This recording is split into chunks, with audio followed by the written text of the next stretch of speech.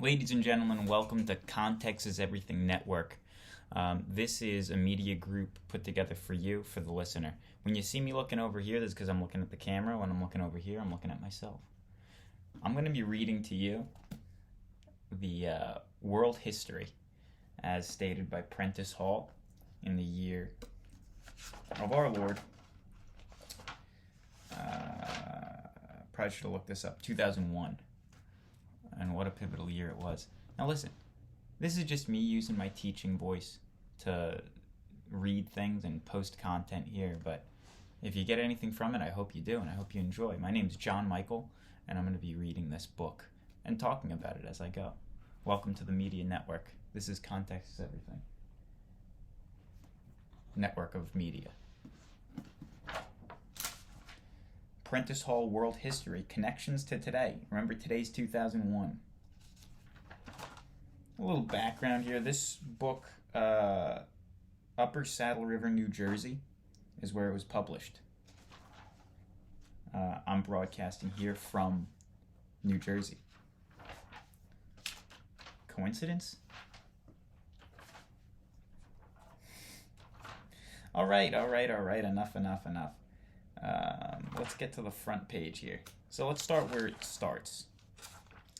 Why study history? This is where we're going to open up our books to page 11 in Roman numerals, which is usually how it goes at the beginning of the book. Why study history? Because history is a fascinating story. There you go. That's it. Chapter 1, Toward Civilization. Prehistory to 3000 BC. I'm pretty sure that this has all been defunct by now, but let's just read it anyway. Setting the scene, Austin Layard was sure that the large mound held hidden secrets. In 1845, he hired workers to dig trenches in what is today Iraq. Day by day, they inched deeper into the hot desert sand. One morning, Layard's foreman, Awad, ran toward him, yelling. Layard rushed to see what the diggers had found. He was amazed to see a huge stone head emerge from the sand. Excitement spread through the camp as the diggers unearthed a giant statue. Layard soon realized that he had begun to uncover the remains of the Assyrians, who only from stories in the Bible were known. As Layard and others found additional evidence, they slowly pieced together a picture of these people and who had lived some 3,000 years before. Thanks to the work of scholars like Austin Layard, we know a lot about how people lived in different times and places. Among these scholars are people who studied geography, the stage on which all human history takes place, geography. So that is all to say. We're going to talk about geography here on this first page. Geography and history. Vocabulary word highlighted in blue. Remember that? Geography is a study of people, their environments, and resources available to them. By showing how people lived in different times and places, geographers have added to our knowledge of human history. Often, geographers must draw conclusions from limited evidence. Keep that in mind. Often, geographers must draw conclusions from limited evidence. For example, tons of river mud found in the ruins of an ancient city may indicate that the city was wiped out by a flood. Similarities in language and art in widely separated regions may suggest that there was once contact between two places.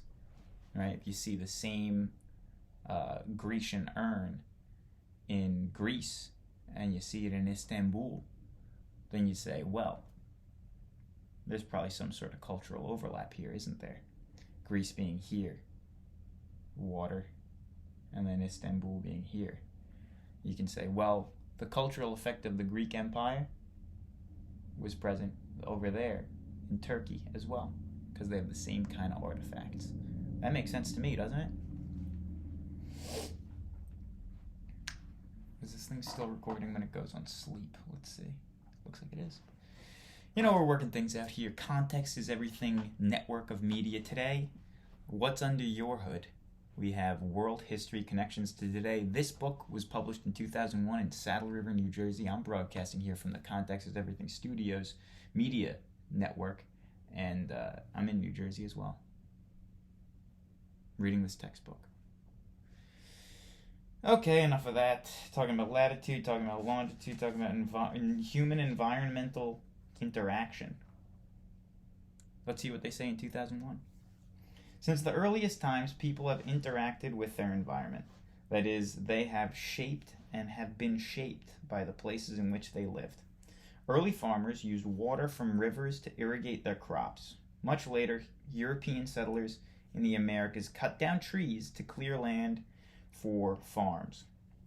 As technology has advanced, we have changed the environment in more complex ways. Today, roads slice through deserts, and canals link distant bodies of water. All right? That's what they have to say about human-environment interaction in 2001. Let me just rephrase that. Let me read the last sentence of there, the last two sentences. As technology has advanced, we have changed the environment in more complex ways. Today, roads slice through deserts, and canals link distant bodies of water. That is what 2001 education says about human environment interaction. Mind you. Unearthing the past. A lot of vocabulary words here. Technology is a vocabulary word.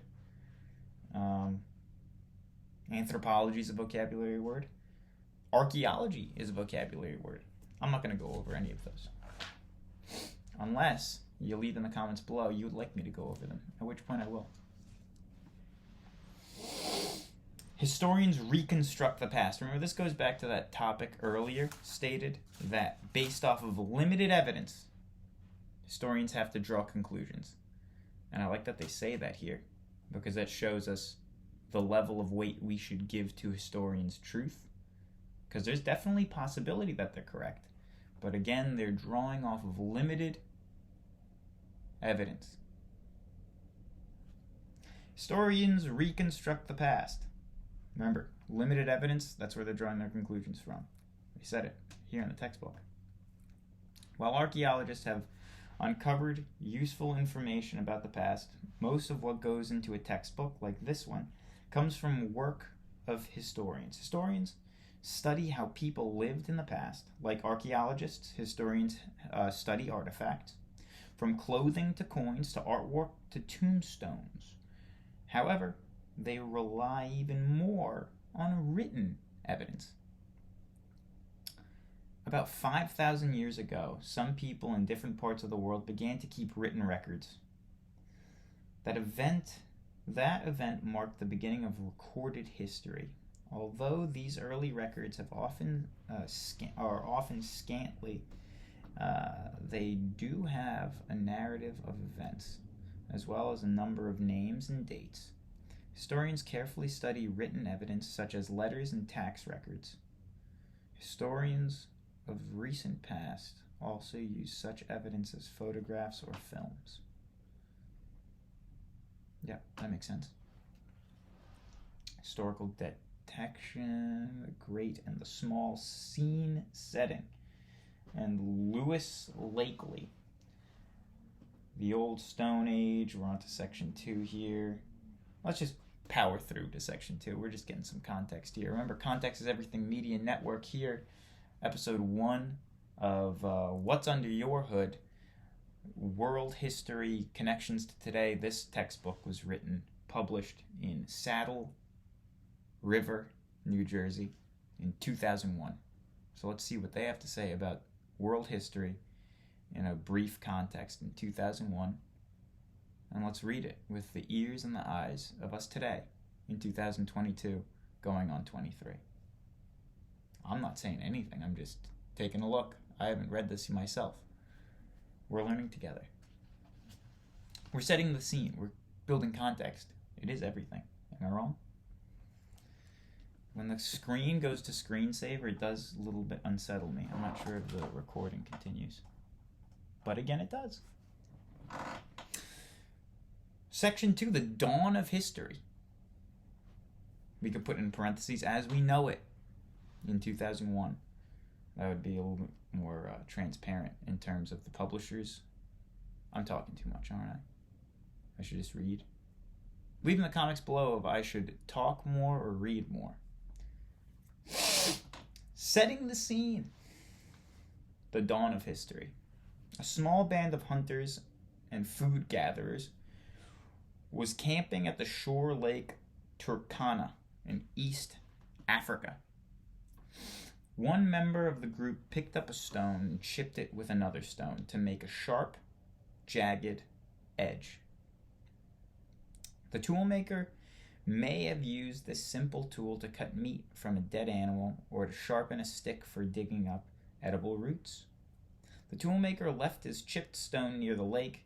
Some 3 million years later, anthropologist Richard Leakey picked it up.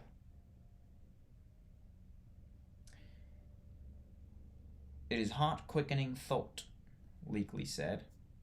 It is a hot, quickening thought, Leakey said, that we share the same heritage as the hand that shaped the tool that we can now hold in our own hands.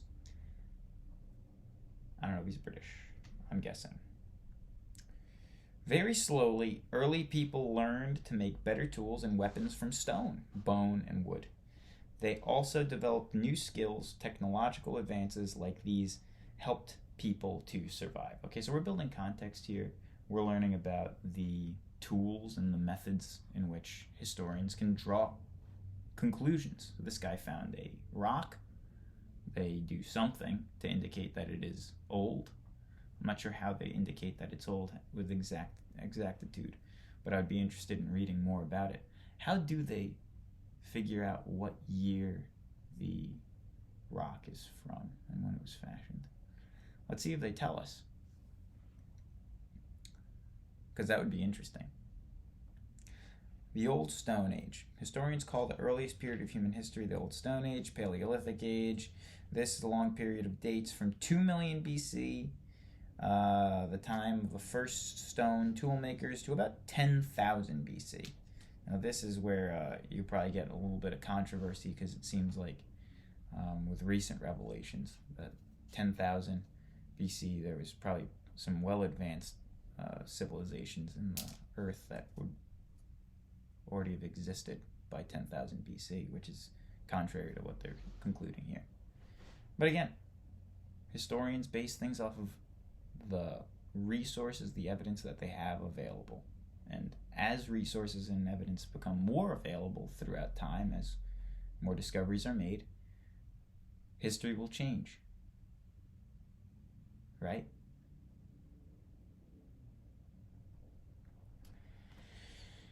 Hunters and gatherers, African beginnings, rather. Let's read African beginnings.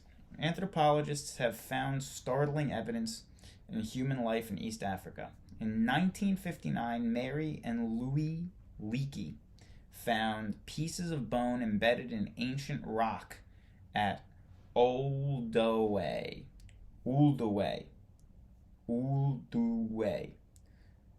Gorge in Tanzania. Olduvai Gorge in Tanzania. They found some old rocks with bones embedded in them. After careful testing, they concluded that the bone belonged to early hominids, or human-like primates. In 1974, Donald Johnson found part of a humanoid skeleton in Ethiopia. Johnson named his find Lucy,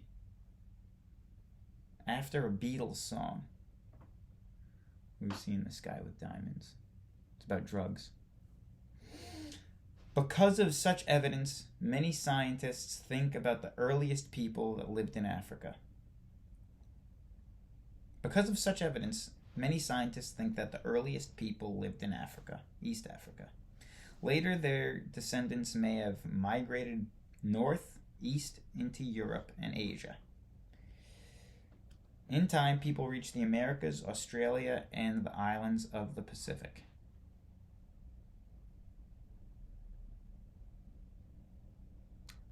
That sounds entirely possible.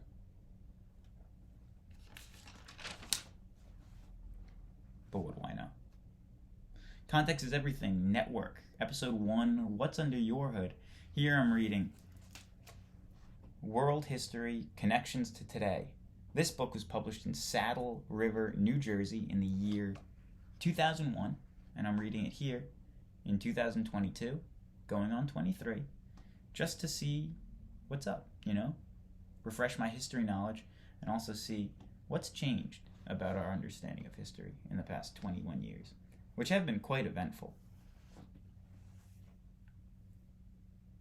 And I didn't know that that's what I was going to talk about because I didn't know what year this was published in when I started this video 16 minutes and 1 second ago. Could have been 2008, but no, it's 2001. I would assume for the school year of 2001, which would be pre-September of 2001. It would be kind of strange if it was published in like December of 2001. And either way, it wouldn't have certain events mentioned in it that happened in 2001 that were pivotal.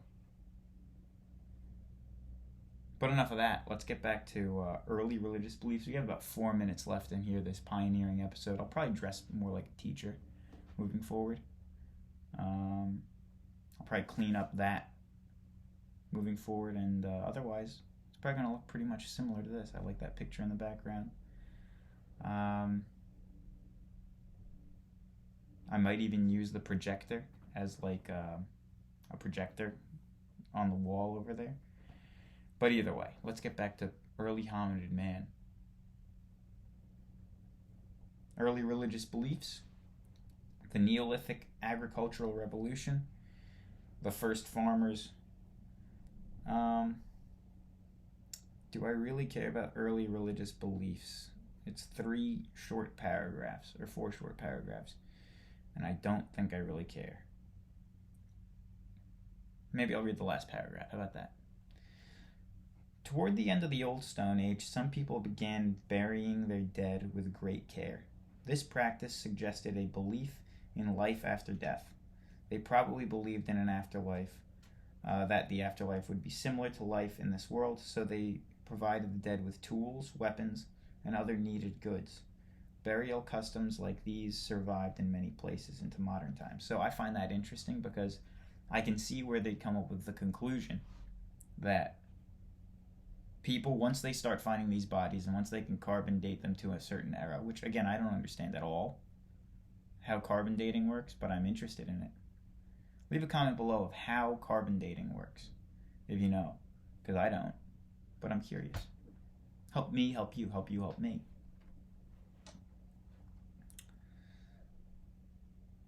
It's interesting that they're drawing the conclusion, as we said earlier, and this might be something that I would put up on the board in the back. They're drawing conclusions from evidence, and the evidence kind of makes sense to me. Let me tell you the evidence and just rephrase it here. Or reread it, excuse me. They probably believed the afterlife would be similar to life in this world. So they provided the dead with tools, weapons, and other goods they might need. I find that to be kind of interesting because it shows that, based off of the fact that they bury the dead with weapons and all that, they are making the assumption that they'll need this when they wake to an afterlife. This is a guess, but it is an educated guess and it makes sense. Should we base our entire understanding of history and the religious beliefs of the old on it? No, but we can take it into consideration because it does kind of make sense. They might have had different motivations altogether, but this makes sense to me right now. Do I believe it to be 100% true? No. But do I believe it to be 85% potentially true? That they had early religious beliefs because they would bury their dead with their items? I think that there's probably like an 80% chance, 85% chance that that's accurate. Just about done here. Should I give you homework? Leave a comment below if you like that I give you homework, because I'm going to read you questions here. And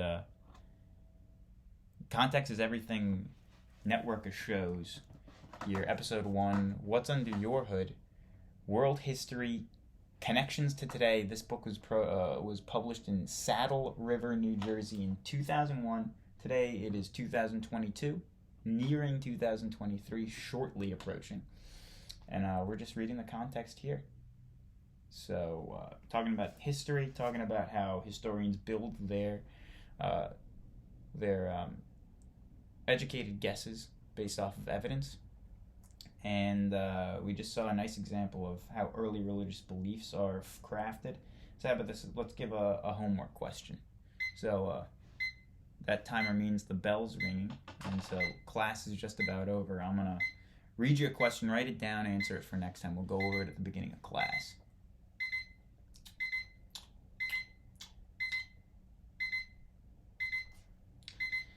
Let's see here.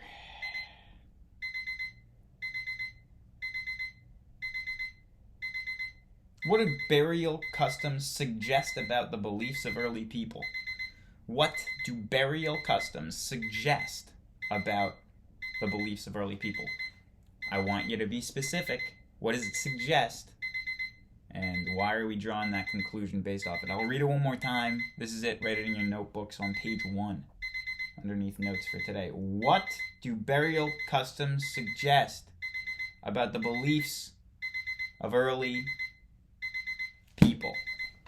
Context is Everything, news network of shows. Follow along. That is something.